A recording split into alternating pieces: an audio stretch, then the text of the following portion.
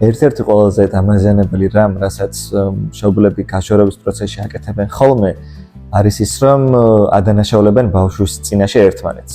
იმიტომ რომ აქვთ ხოლმე განცდა, რომ ბავშვმა სიმართლე უნდა იცოდეს, თუმცა ეს არ არის სწორი, იმიტომ რომ ბავშვს ჭირდება ორივე მშობელი. ბავშვის ფსიქოემოციური განვითარებისთვის ორივე მშობლის ჩართულობა საჭირო და არ შეიძლება ბავშვს გაუჩნდეს განცდა, რომ ერთი მშობელი კარგია და მეორე მშობელი ცუდი. ან არ შეიძლება რომ ბავშვმა ერჩიოს მხარე, იმიტომ რომ მისი დედას თავისი როლი აქვს, მამას თავისი როლი აქვს და ეს როლები შეუცვლელია.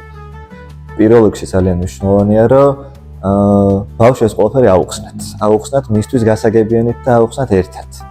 რამდენადაც ეს შესაძლებელია, იმიტომ რომ ბავშვს ჰქონდეს განცდა, რომ მისი მშობლები მასთან მიმართებით მაინც არიან თანამშრომლობითები.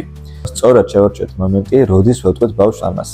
იმიტომ რომ მშობლების ემოციები პირდაპირ გადამდებია ბავშვისთვის, ამიტომ ძალიან მნიშვნელოვანია, რომ ჩვენ მივაწოდოთ ეს რაც შეიძლება ნაკლებად დრამატულად, ნაკლებად ემოციურად, რომ ბავშვი ეს არ გადავიდეს. ბავშვის ფსიქოემოციური განვითარებისთვის აუცილებელია რუტინულობა, სტაბილურობა და თანმიმდევრულობა და დაშორება სწორედ ეს საფრთხე შემოაქვს. ხო, ამიტომ ბავშვს დეტალურად უნდა აუხსნათ. ერთი პირველ რიგში უნდა შევეცადოთ, რომ რაც შეიძლება ნაკლებად შეიცვალოს ბავშვის რუტინა და თუ კი იცვლება, აუცილებლად დეტალურად აუხსნათ, რა იცვლება და რაც რა რჩება უცვლელად. ორივე მშობლის მხრიდან უნდა გაჟღერდეს მესიჯი, რომ მიუხედავად ამ ამბისა, რომელიც ტრაგიკულია, ხო, თავისთავად, ბავშვის სიყვარული ეჭქვეშ არ დგება. ამის ხაზგასმა არის ძალიან მნიშვნელოვანი, რომ მიუხედავად დაშორებისა, დედასაც და მამასაც ბავშვი თანაბრად და ისევ უყვართ, როგორც დაშორება.